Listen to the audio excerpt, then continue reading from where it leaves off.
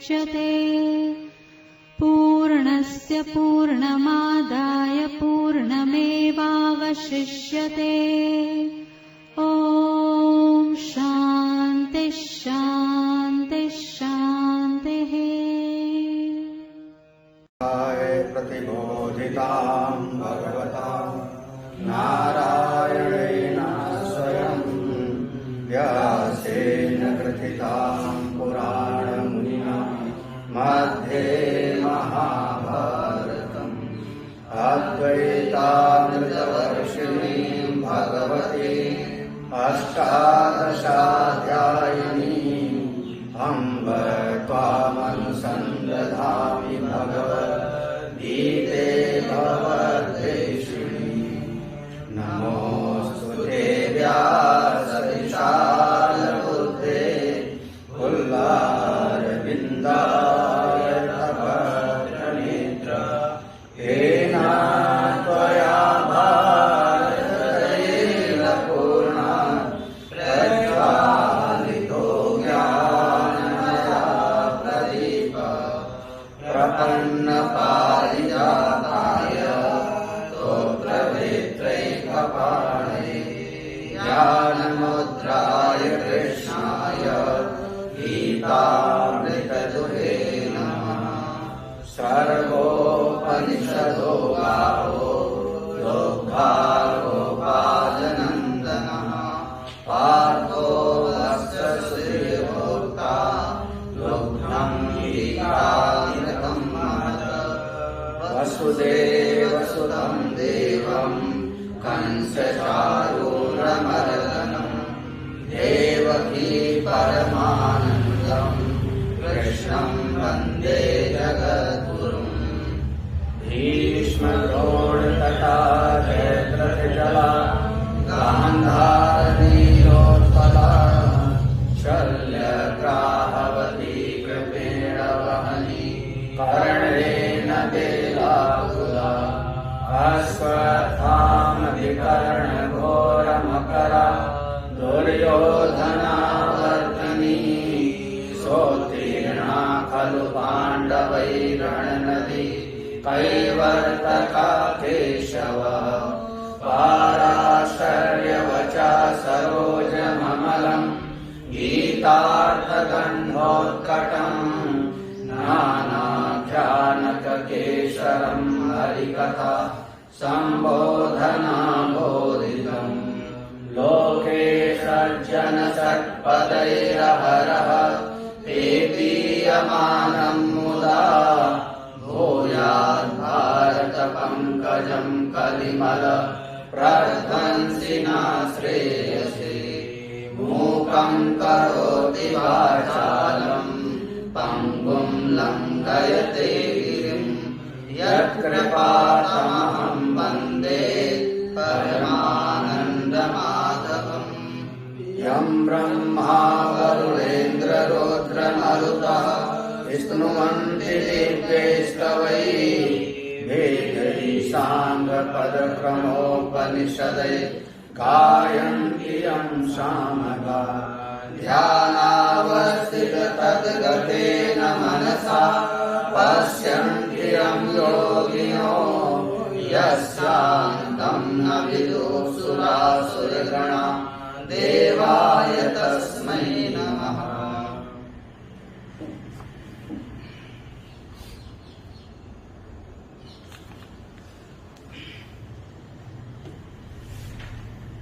श्रीभगवानुवाच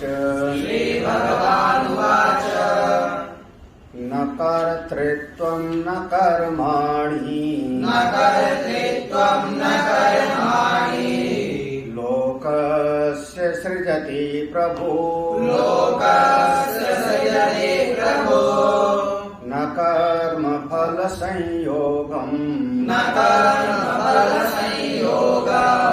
स्वभावस्तु प्रवर्तते नादत्ते कस्यचित् पापम् न चैव सुकृतं विभो अज्ञानेनावृतं ज्ञानम् तेन मुह्यन्ति जन्तवः ज्ञानेन तु तदज्ञानम् येषां नाशितमात्मनः तेषामादित्यवज् ज्ञानम् प्रकाशयति तत्परम् तद्बुद्धयस्तदात्मानः तन्निष्ठास्तत्परायणाः गच्छन्ति पुनरावृत्तिम् ज्ञाननिर्धूतकल्मषाः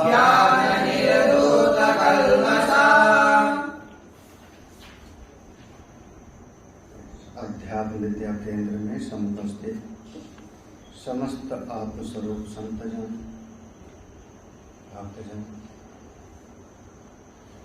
पूज्य महाशय को वंदन नमन। ऐसा कोई साधक हो, बिरला, हजारों में से कोई एक।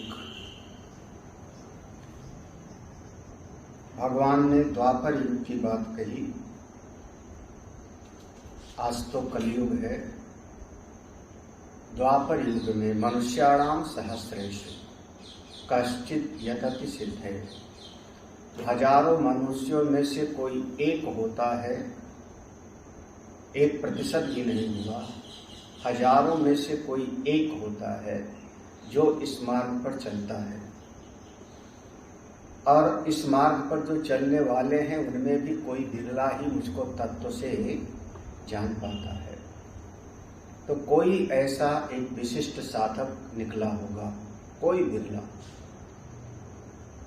उसने अच्छी प्रकार से यज्ञ आदि का अनुष्ठान किया, या तो पूर्व में कृत उपासक होगा, पूर्व के जन्मों में साधना करके आया होगा, और या तो यहाँ पर कुछ न कुछ निष्काम कर्मयोग आदि किया होगा, जिसका परिणाम उसके अंतःकरण की शुद्धि, साधन चतुष्टय संपन्न, और उसके भीतर एक विवेक जगह, एक बुद्धि के भीतर एक समझ जगी।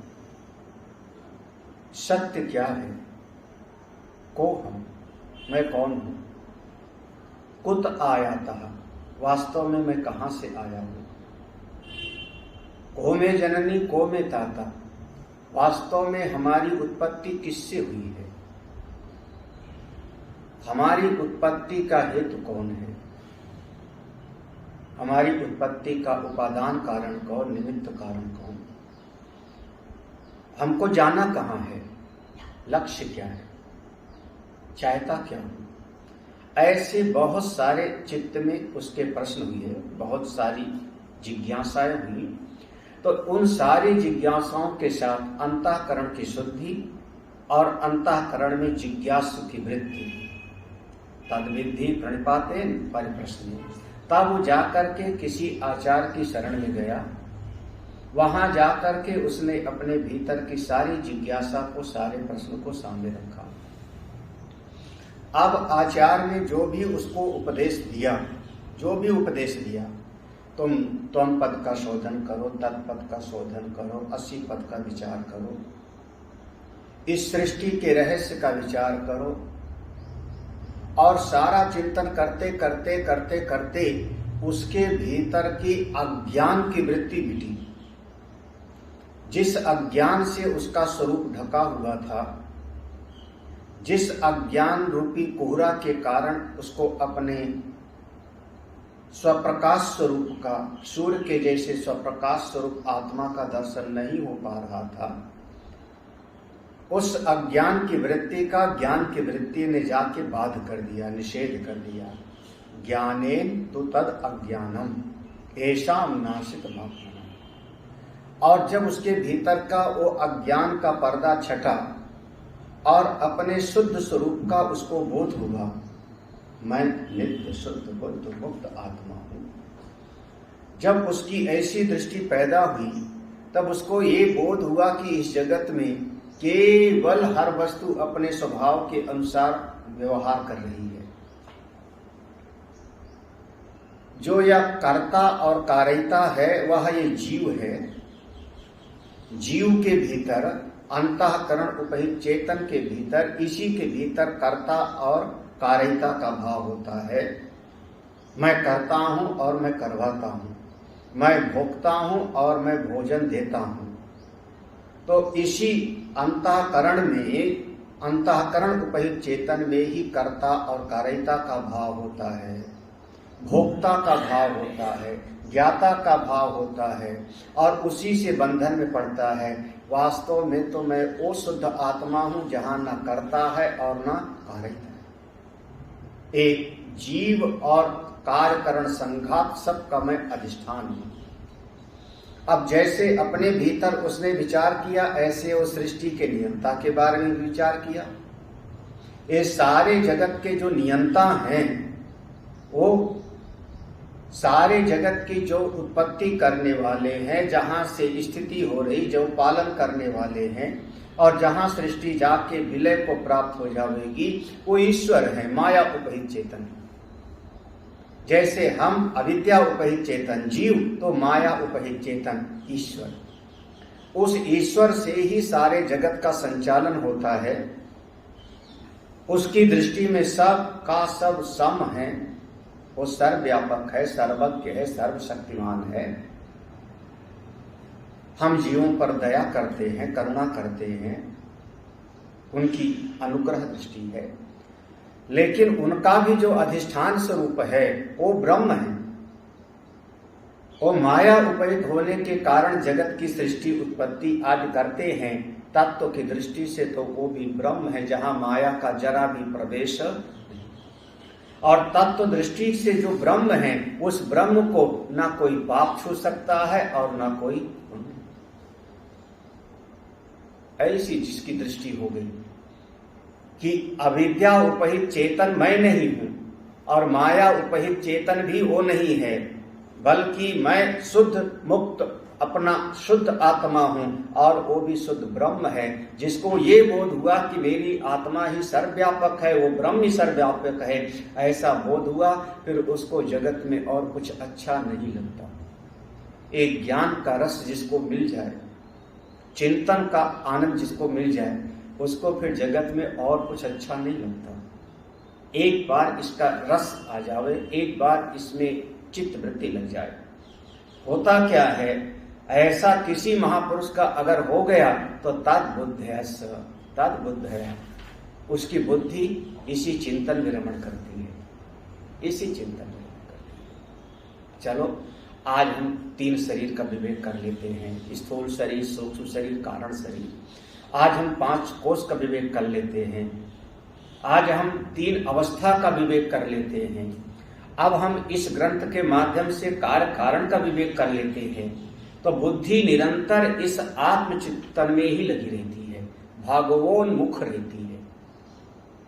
अब जगत की बात चर्चा करने में उसको मजा नहीं आता, रस नहीं आता।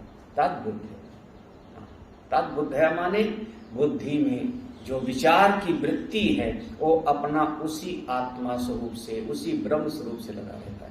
तदात्मनः, उसका पूरा का पूरा अंतःकरण ही उसी से एकीभूत है। वही मैं, वही मैं, वही मैं, और उसी में वो निष्ठ है, दृढ़ निश्चय है। भले व्यवहार में कई बार हुआ कि पांव में दर्द हुआ, हाथ में दर्द हुआ, तो उसको ऐसा बोध होता है कि हाँ मेरे हाथ में दर्द हो रहा है, मुझको तो कोई दर्द थोड़े है, मैं तो दर्द का भी साक्षी हूं। मेरे मन के भीतर दुख की वृत्ति आई, चिंता की वृत्ति आई, लेकिन मैं तो इसका भी साक्षी हूं। तन निष्ठा, निष्ठा उसी में बनी है।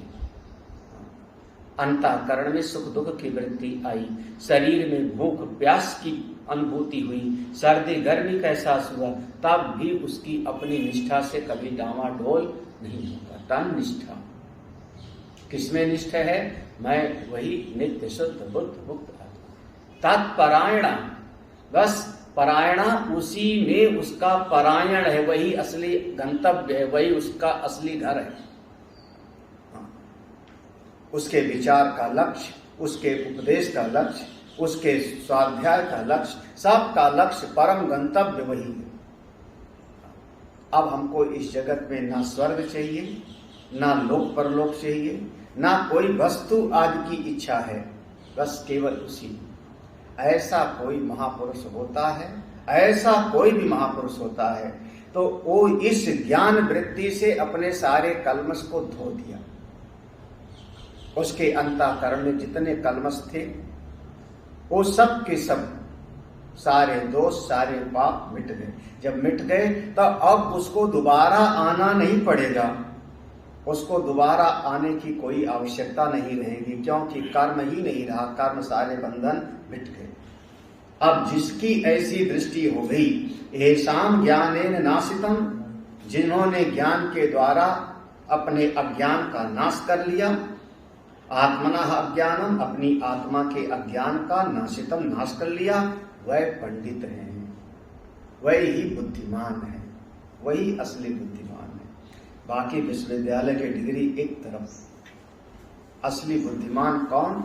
जिन्होंने ब्रह्म विद्या के द्वारा अपनी आत्मा के अज्ञान को मिटा दिया, वो असली पंडित है।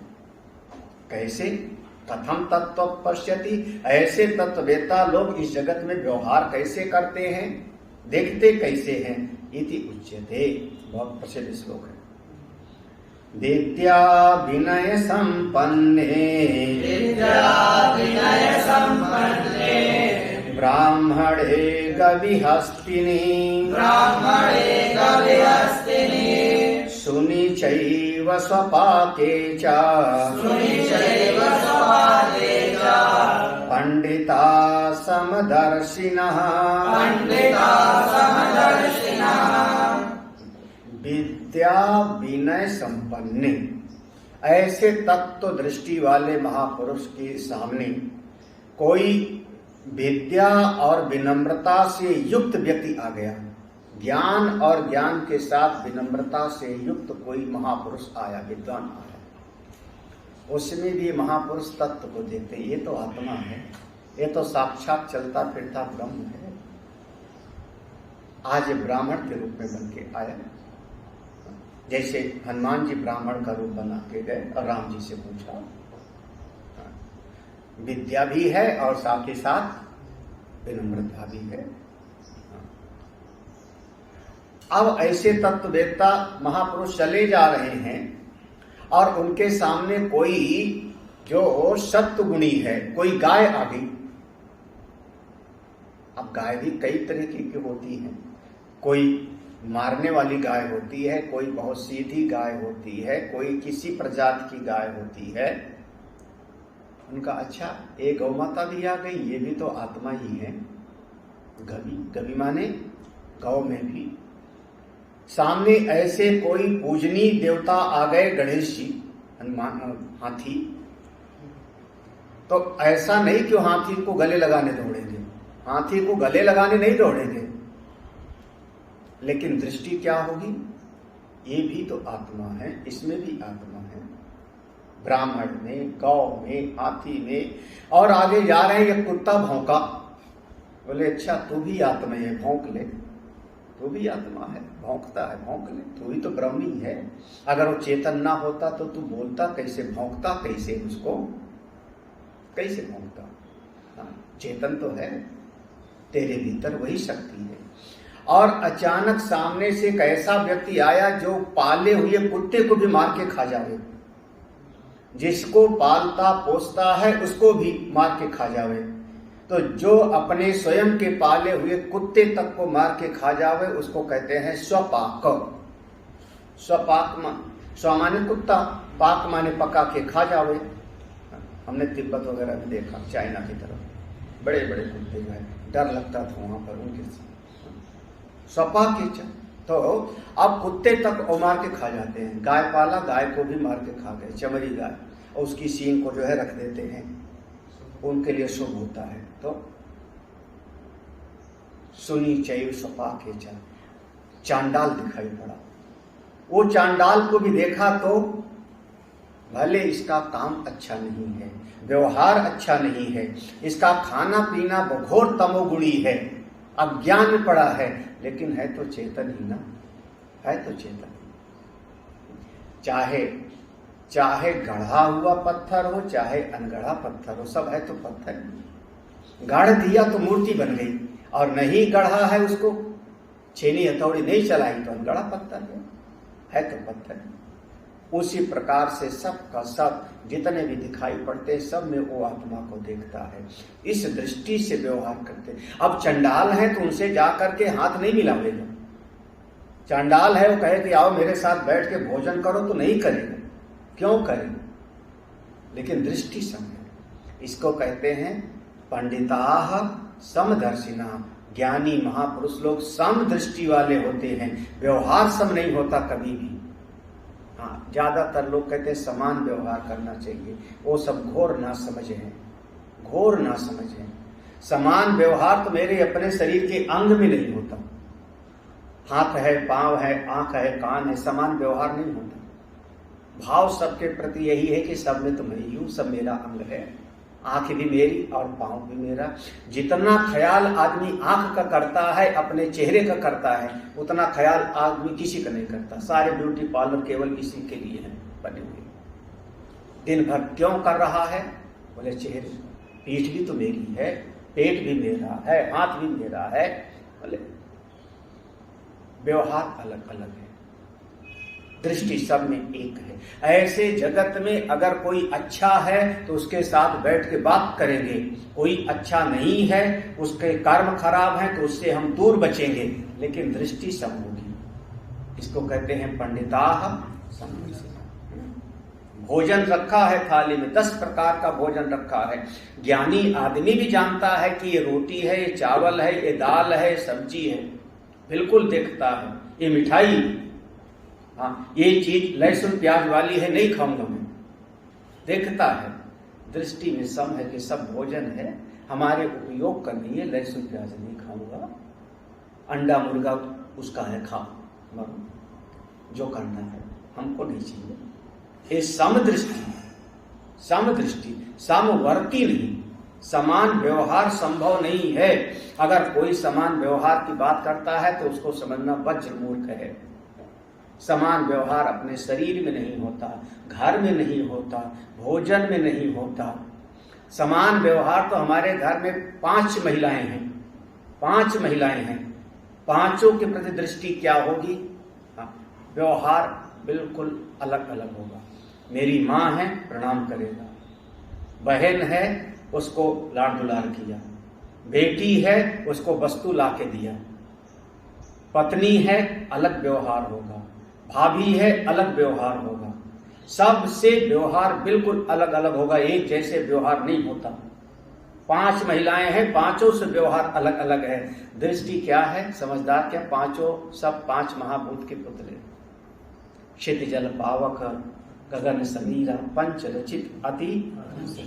अगर तत्ववेत्ता है तो उसकी दृष्टि होगी सब स्त्री है, सब स्त्री हैं, लेकिन व्यवहार बिल्कुल सबके प्रति अलग अलग होगा।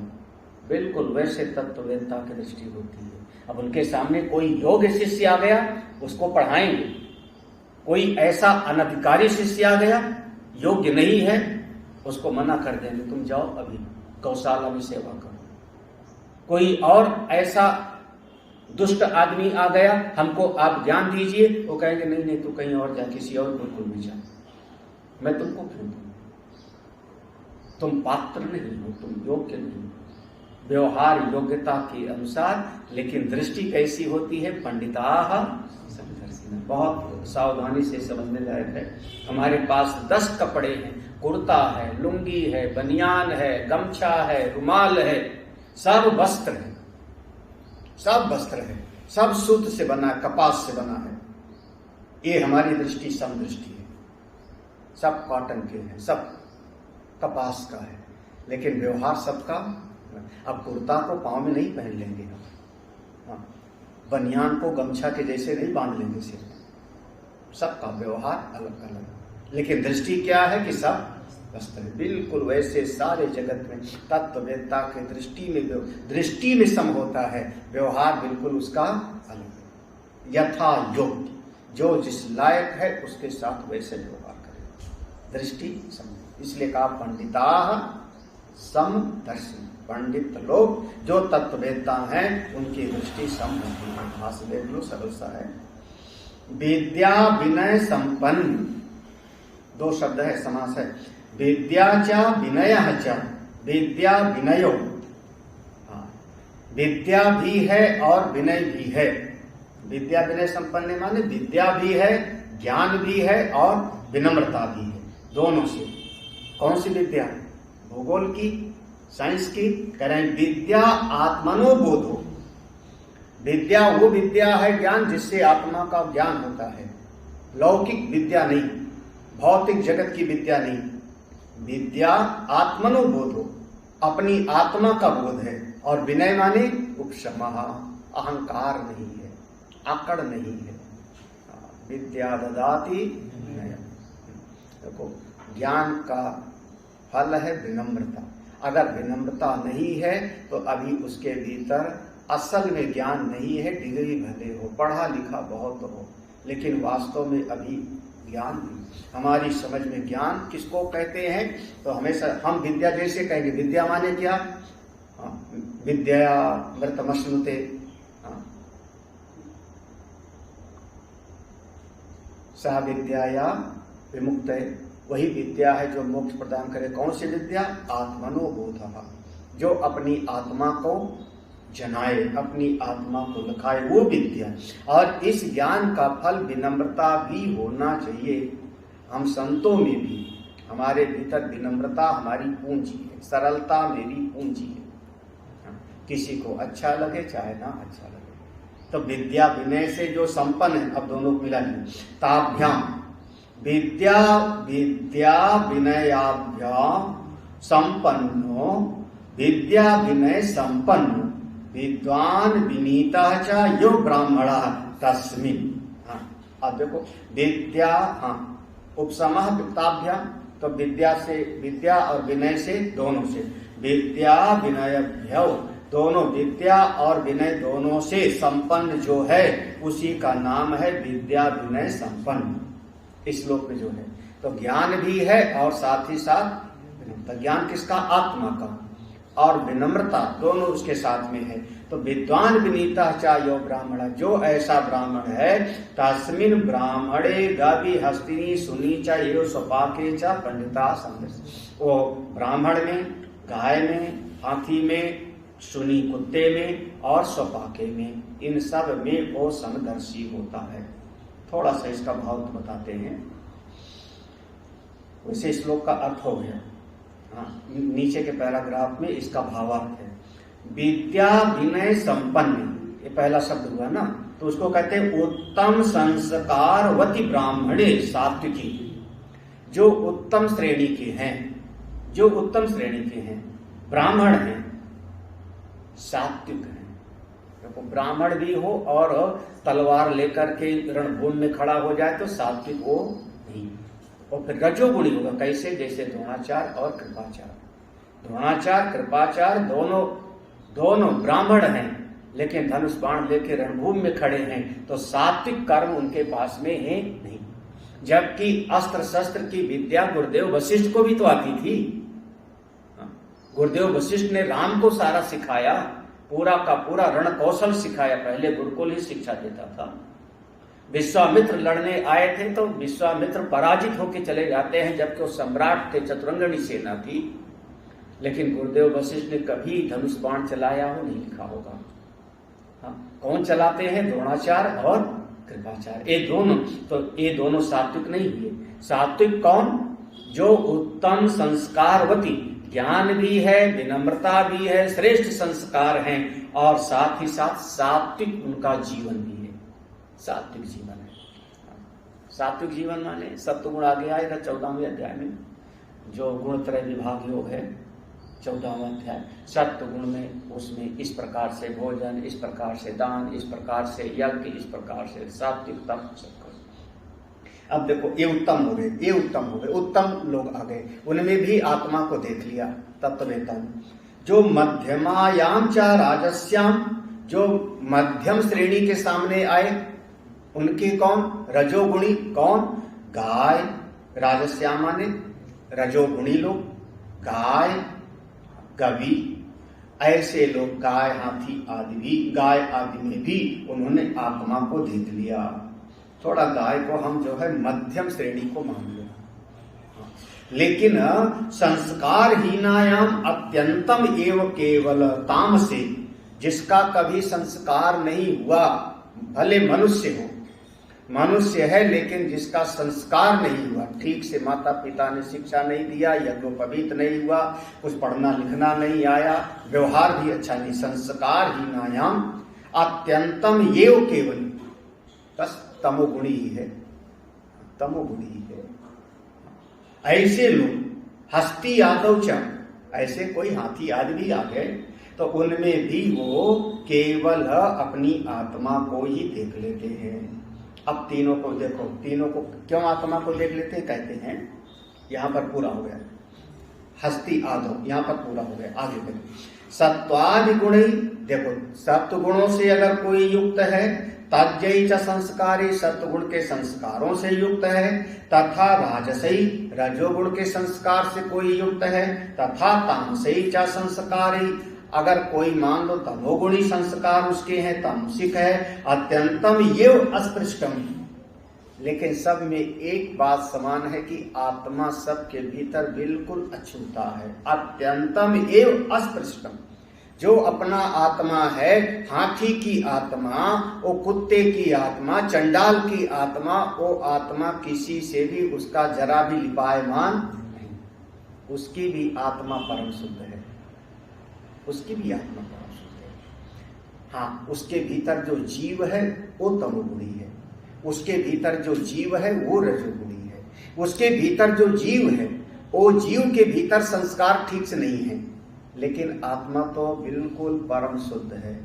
अत्यंतम एव अस्पृष्टम, समम, सबके भीतर आत्मा बिल्कुल सम है, एक है, एकम अविक्रियम ब्रह्म द्रष्टुशील ऐसाम ते पंडिता समझी, सबके भीतर सबसे अछूता, समा, एक, अभिकारी जो ब्रह्म है, उसी को जो निरंतर ध्यान में रखता है उसको हम कहते हैं समदर्शी। समदर्शी, समवर्ती नहीं बल्कि समदर्शी। एक बीच में प्रश्न पैदा हुआ, ननु अभोज्यान नाते दोषवंतः समा असमाभ्याम विषम समय पूजातः इति स्मृते। ये स्मृति का एक वचन है। स्मृति यानी हमारा संविधान, धर्मशास्त्र, जीवन जीने की कला, तो उसका एक विधान हो गया। क्या हुआ? ननु, लेकिन एक बात बताओ, अभोज्यान, अभोज्यान नाते दोषवंतः, अभोज्यान माने, अभोज्यान माने जो खाने लायक नहीं है, भोज्य माने जो खाने लायक है, तो जो खाने लायक नहीं है और जो खाने लायक है। अब ये दोनों में बराबर दृष्टि थोड़े हो सकती है। ये जो भाव है कि अब दोनों में बराबर दृष्टि नहीं हो सकती। कुछ अन्न है जो खाने लायक नहीं है तो वो दोष वाले हो गए, वो दोष वाले दोषवंत, वो दोष है उसमें। अभोज्यान, अभोज्यान ना ते दोषवंता, जो खाने लायक नहीं है उसमें दोष देखना पड़ेगा, उसमें दोष दिखाई पड़ेगा। और अगर आपको उसमें दोष नहीं दिखाई पड़ता तो आपने धर्मशास्त्र का उल्लंघन कर दिया। ये थोड़े है कि हमको जहां कोई खिला दे वहीं खा लेंगे, जहां कोई जो है कह दे आप इसको खाओ इसको पियो, कम से कम शादी विवाह में तो कभी नहीं खाना चाहिए। हम लोगों को तो, आप लोगों को तो कभी नहीं खाना। क्यों? क्योंकि शादी विवाह में सब का सब उच्छिष्ट हो जाता है, उच्छिष्ट, वहीं पर खा लिया दो चार चीज, फिर से वही प्लेट लेकर के पहुंच जाते हैं, सबका सब मिक्स हो जाता है। उच्छिष्ट हो गया, जूठा मूठा हो गया, और जूता पहने हुए खा रहे हैं। किसने बनाया पता भी नहीं। अभी अभी एक चर्चा हुई थी, मोबाइल पर आया था कि रोटी में थूकता था, वो पकड़ा गया। रोटी बनाता था तो थूक देता था रोटी पर। हाँ, मुसलमान था, पकड़ा गया, उसको जो है फिर उस पर जो है केस चला। लेकिन पकड़ा गया तो, ना पकड़ा जाता तो ये तो खाने नहीं चाहिए। तो जो खाने लायक नहीं उसमें हम समदृष्टि कैसे करें? फिर स्मृति क्या कह रही है?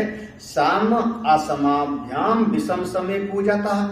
समान, देखो सम माने समान, असमाभ्याम जो ठीक नहीं है, तो विषम हो गए ना। दो लोग बैठे हैं, मान लो दो लोग बैठे हैं, हाँ, दो लोग बैठे हैं।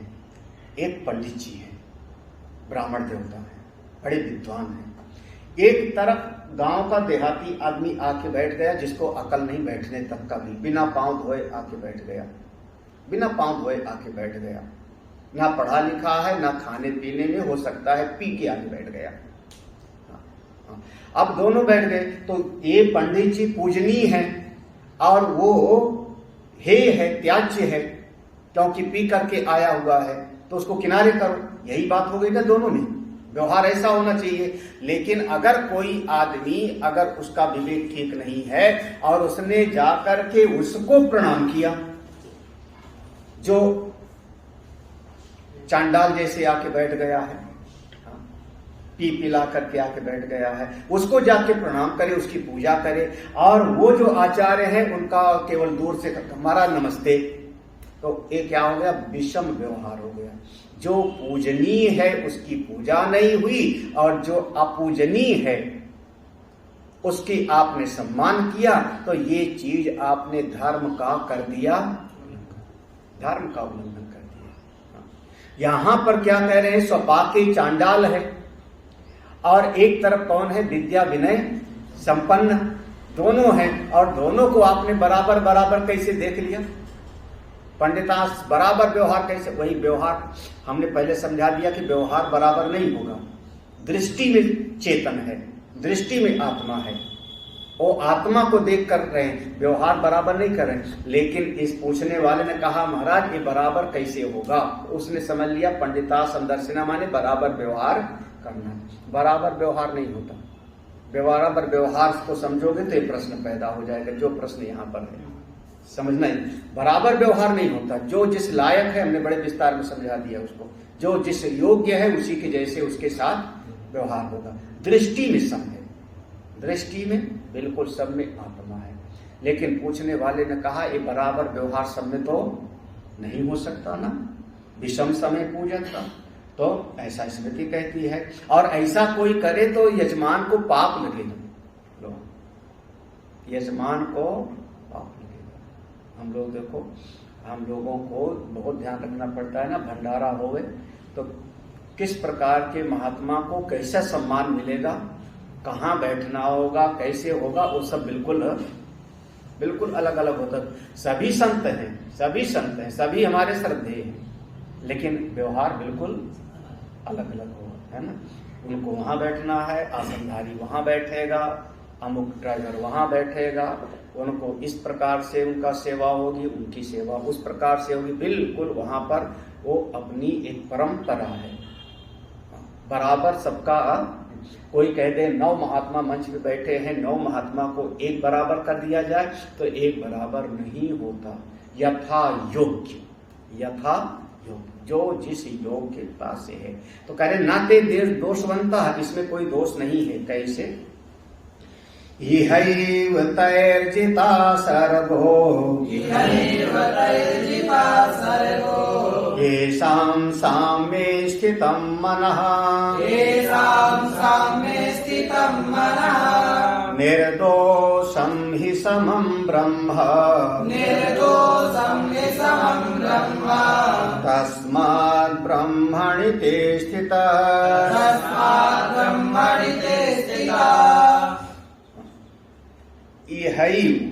इहैव माने यहीं पर, इह माने यहीं पर, इसी लोक में, एव संधि विच्छेद करना, इह धन एव, इहैव इस लोक में ही, यहीं पर रहते रहते हुई, इसी शरीर में जीवित रहते रहते, तई माने वो महापुरुष लोग जो तत्वज्ञानी हैं, जो तत्वज्ञानी महापुरुष लोग हैं, तई वो लोग जीता, उन्होंने जीत लिया है, उन्होंने जीत लिया है। किसको जीत लिया है? वही कार्यकरण संघात। पहले कहा था ना, योग युक्तो विशुद्धात्मा विजितात्मा जितेन्द्रियः। तो जीता किसको जीत लिया है? सर्गः पूरी सृष्टि को, जन्म मृत्यु रूपी संसार को जीत। कौन?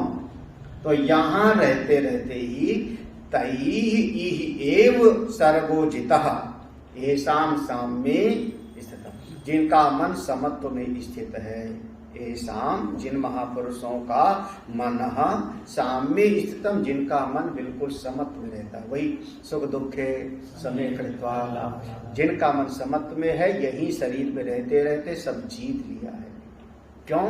निर्दोषम ही समम ब्रह्म, क्योंकि वो ब्रह्म स्वरूप है और ब्रह्म में कोई किसी भी प्रकार का दोष नहीं। ब्रह्म आत्मा सभी कलमश से रहित है, निर्दोष है और उसी में वो स्थित है। तस्मात्, इसीलिए अपने ब्रह्म स्वरूप में ही वो महापुरुष स्थित है। जब अपने ब्रह्म स्वरूप में स्थित है तो उनको कभी कोई दोष नहीं लगता। कोई श्रेष्ठ आदमी आया या कोई निकृष्ट आदमी आया, पूजनीय आया या कैसे आया, वो सब में वही ब्रह्म स्वरूप को देखते हैं तो उनको कोई दोष नहीं। तस्मात्, इसलिए वो ब्रह्म में स्थित है। जो ब्रह्म में स्थित है सब में ब्रह्म देखता है, अपने आनंद में रहता है। इह एव जीवद्भि एव तै संदर्शि पंडितैः जितो वशीकृतः सर्गो जन्म येषां साम्ये सर्वभूतेषु ब्रह्मणि समभावे स्थितम निश्चलीभूतम मनः अंतःकरणम्। देखो, यह एव, यहाँ पर रहते रहते ही, जीवद्भि माने जिंदा रहते रहते, मरने के बाद ये थोड़ी साधना है, जीवित रहते रहते ही। एव तैः, वो लोग, कौन? समदर्शी, जो पंडिता समदर्शी है, वो समदर्शी लोग, पंडित लोग, उन्होंने जीत लिया। यहाँ रहते रहते, जीवित रहते रहते ही जीत लिया है। किसको? वशी, अपने बस में रखा है। सर्गः, सारी सृष्टि को। अब सृष्टि में क्या होता है? जन्म, बढ़ना घटना, इसको सबको जीत लिया है। कैसे जीता है? येषां साम्ये, जिनका हृदय मन सर्वभूतेषु, सारे प्राणियों में, ब्रह्मण समभावे स्थितम, सब में ब्रह्म को देख करके बिल्कुल निश्चिंत रहते हैं। हाथी भी ब्रह्म है तत्व की दृष्टि से, उसका चेतन भी, कुत्ते का चेतन भी, गाय का भी, ब्राह्मण का भी, सबके भीतर वही आत्मा है। इस भाव में जो है उसका मन माने अंतःकरण बिल्कुल शांत है, एक भाव में है। देखो फिर कहते हैं निर्दोषम, नीचे के श्लोक में है निर्दोषम। निर्दोषम का अर्थ करते हैं, यद्यपि दोषवत् स्वपाकादिषु मूढ़ै तद्दोषै दोषवत् इव विभाव्यते तथापि तद्दोषै अस्पृष्टं। यद्यपि, जबकि, यद्यप माने जबकि, ऐसा समझो, दोषवत्, सामने दोष दिखाई पड़ रहा है, सामने अवगुण दिखाई पड़ रहे हैं। किसमें? स्वपाक आदिशु, जो चंडाल आदि मूढ़ हैं उनके भीतर तमाम तरह के दोष दिखाई पड़ रहे हैं। 4 दिन से नहाया नहीं है, फटे चीथड़े लपेटे हुए हैं, काला काला है, बाल बढ़े हैं, नाखून पड़े हैं, दोषवत् इव विभाव्यते, सारा का सारा दोष ही उसमें विभाव्यते माने दिख रहा है, प्रकाशित हो रहा है। उसको देखो तो पूरा का पूरा देख करके एक तरीके से अरे घिन आती है, नहाया नहीं, दुष्ट है। तथापि, उसके बाद भी, तद दोषै अस्पृष्टम, फिर भी तत्ववेत्ता समझता है कि इसके भीतर जो चेतना है वो तो परम शुद्ध है। पागल है, पागल है, अकल नहीं है, दिमाग थोड़ा खराब है, दिमाग खराब है। इसका जो जीव भाव है वो जीव इसका संस्कार से रहित है, लेकिन आत्मा तो इसमें भी है। अस्पृष्टम, आत्मा इसका, इसके ये इन दोषों से बिल्कुल निर्लिप्त है। अभी उसको नहला धुला दो, थोड़ा पढ़ा लिखा दो, फिर वही देखो बदल जाए।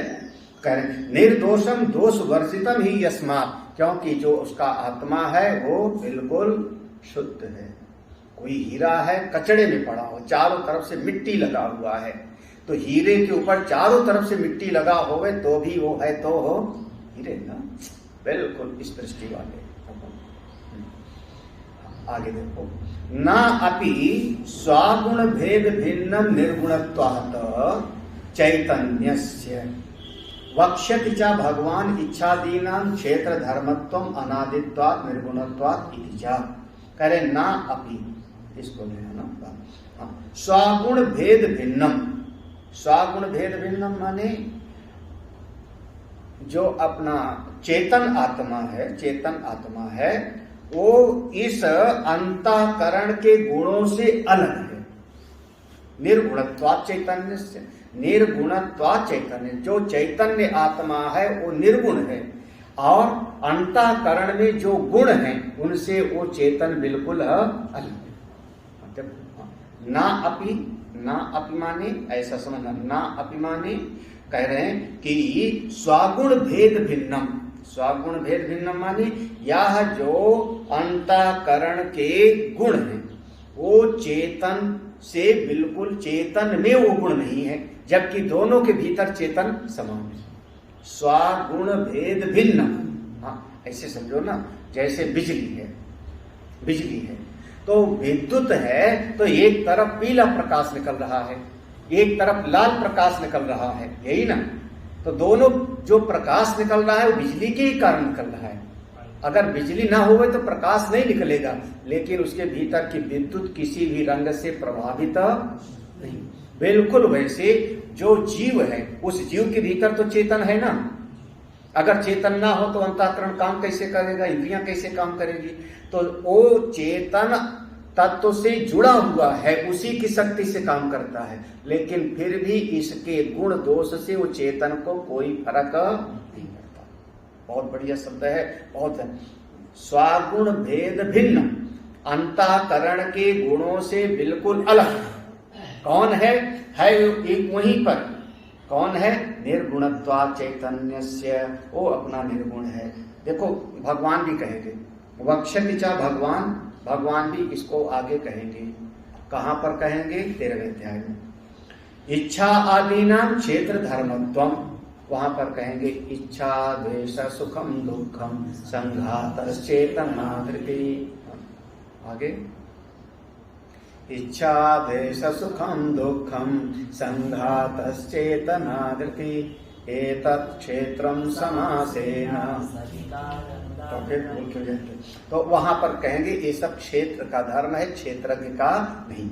वहां पर अनादित्वात् निर्गुणत्वात् इन शब्दों से चेतन को बताएंगे, क्षेत्रज्ञ को बताएंगे। तो क्षेत्रज्ञ कैसा? अनादित्वात् निर्गुणत्वात्। और क्षेत्र कैसा? इच्छा द्वेष सुखम दुखम सब, ये दोनों से भेद करके बताएंगे। ना अपि अंत्या विशेषा आत्मनो भेद का शांति प्रति शरीरम तेषाम सत्य प्रमाण अनुपपत्ति। देखो एक चीज यहाँ पर थोड़ा शास्त्र की बात आ गई, ये थोड़ा शास्त्र की बात आ गई। अंत्या विशेषा आत्मनो, अपनी आत्मा से बिल्कुल अलग। अंत्या विशेषा आत्मनो, अपनी आत्मा से बिल्कुल अलग। भेद का संति, जो भेद है, भेद का न संति, यहां पे लेना अभी और भी। अंत्या विशेषा, अपने अंतःकरण से अलग। आत्मनो भेद का न संति, अपनी आत्मा से उसका भेद करने वाला नहीं है। ये बात में समझना। प्रति शरीरम तेषाम सत्य प्रमाण अनुपपत्ति, क्योंकि सबके शरीर, प्रति शरीरम माने सबके शरीर में अंतःकरण अलग अलग है, लेकिन चेतन सबका बिल्कुल एक है। और सभी के अंतःकरण भी एक होवे, इसमें कोई प्रमाण नहीं। सभी के अंतःकरण एक होवे, इसमें कोई प्रमाण नहीं। जैसे कई बार कहते हैं ना कि जब सब एक ही हैं, सारा जगत एक ही है, तो एक को ज्ञान हो जाए तो सबको ज्ञान हो जाएगा। एक अपने बंधन को छुड़ा लेवे तो सारे जगत का सबका बंधन छूट जाए। तो कहेंगे नहीं, सबके अंतःकरण अलग अलग हैं, सबका बंधन अलग अलग है, तो इसलिए ऐसा समझना चाहिए। अतः समम ब्रह्म एकम च, इसलिए जो सम ब्रह्म है एक है। तस्मात् ब्रह्मणि एव ते स्थिता, इसलिए तत्वदर्शी अपने ब्रह्म स्वरूप में स्थित होते हैं। तस्मात् ना दोष गंध मात्रम अपीतान स्पृशति, इसलिए आत्मदृष्टि वाले को जरा सा भी दोष लगता नहीं।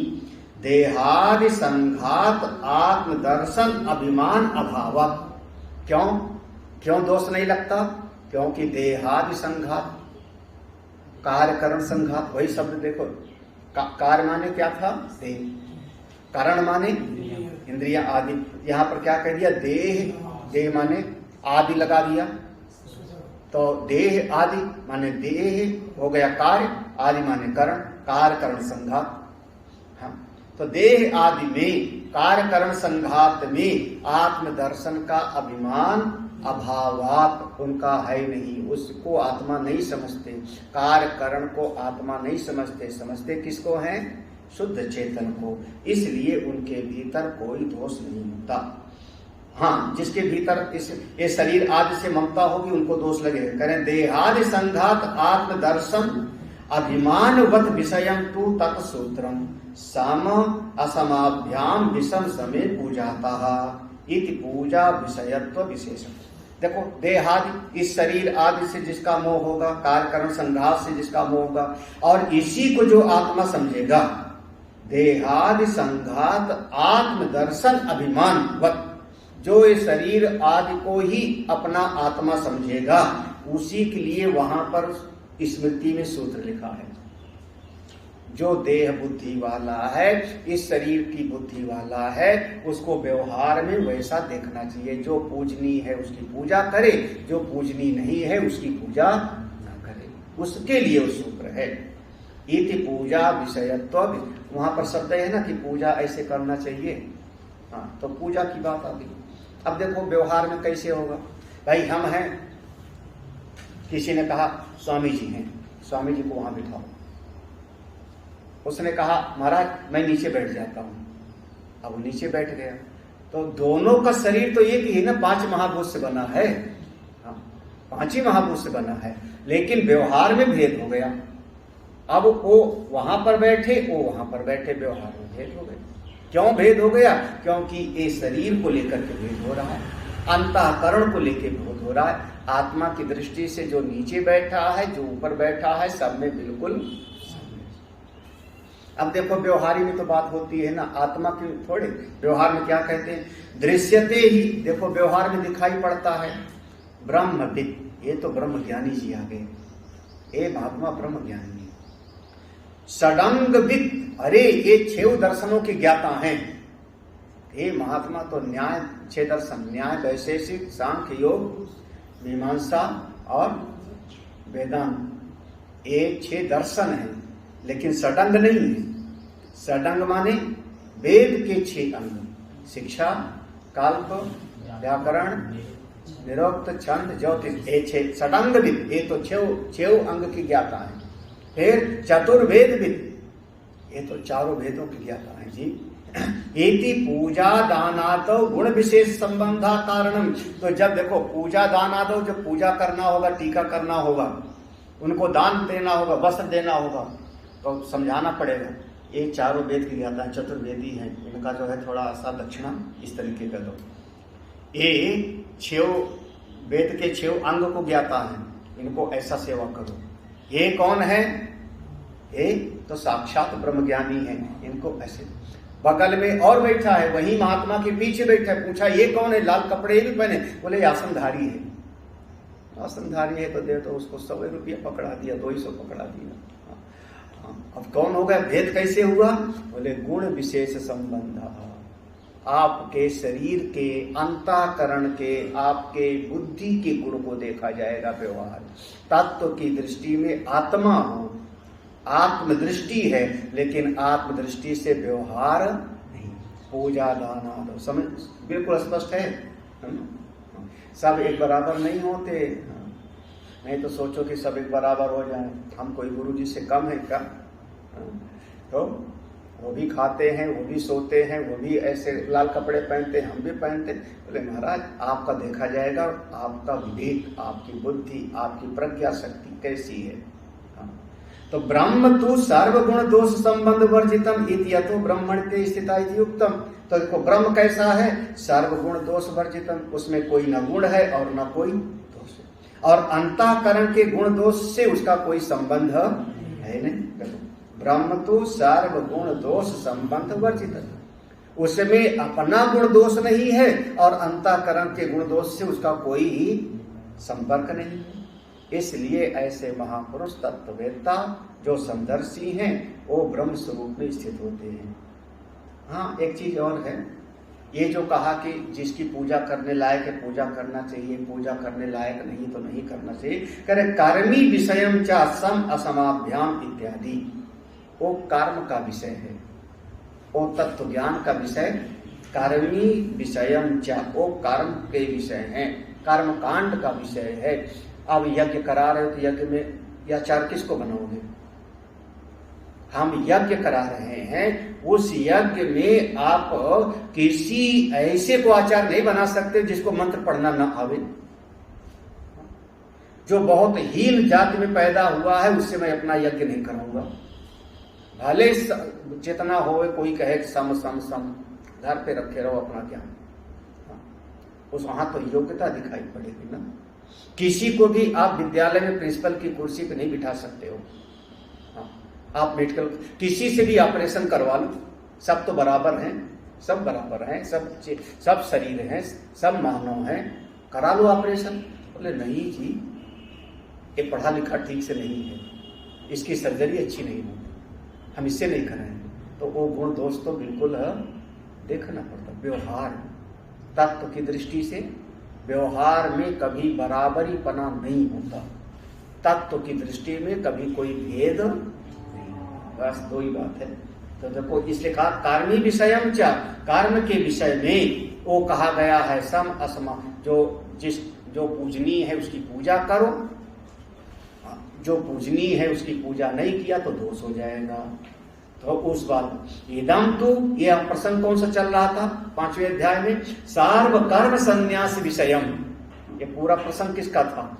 सार्व कर्म संन्यास, किससे? ज्ञान के द्वारा, ज्ञान सहित सर्व कर्म संन्यास विषय का था। इसलिए प्रस्तुतम सर्व कर्माणि मनसा इत्यारभ्य, शुरू कहां से किया था? सर्व कर्माणि मनसा संन्यस्यास्ते सुखम वशी, वहां से शुरू किया था ना। नव द्वारे पूरे देही नैव कुर्वन् इति आरभ्य, वहां से प्रारंभ करके आ अध्याय परिसमाप्ति, इस अध्याय के समापन तक यही विषय है। किसका? ज्ञान सहित सर्व कर्म संन्यास, उसी का विषय है। तो यहाँ पूजा का विषय नहीं है, यहाँ पर कोई व्यवहार का विषय नहीं है, दान दक्षिणा का विषय नहीं है, ये तो ब्रह्म विद्या का विषय है।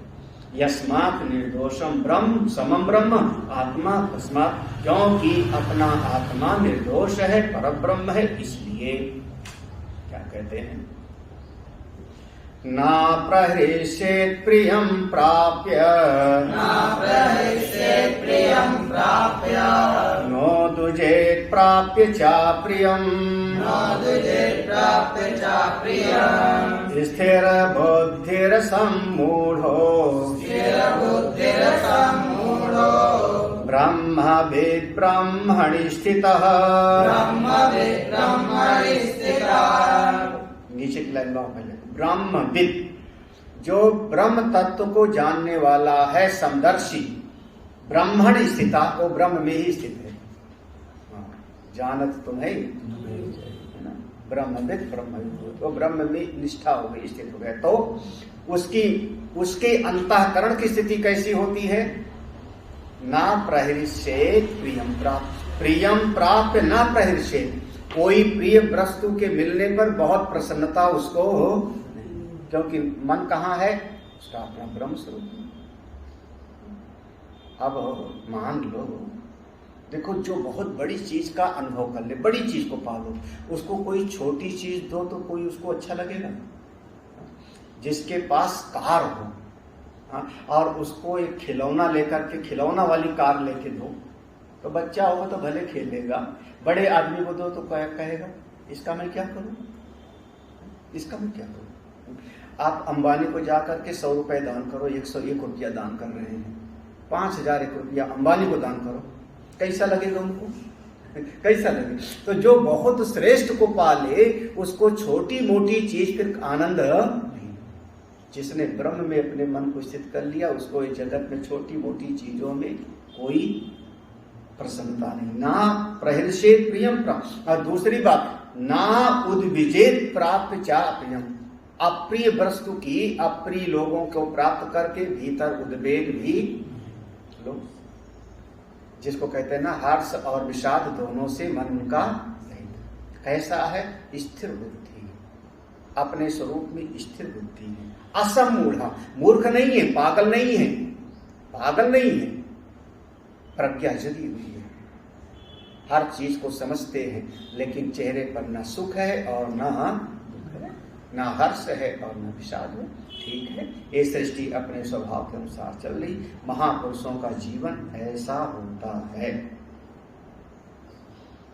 भाष्य शाम को देखते। ओम पूर्णमदः पूर्णमिदं पूर्णात् पूर्णमुदच्यते पूर्णस्य पूर्णमादाय पूर्णमेवावशिष्यते।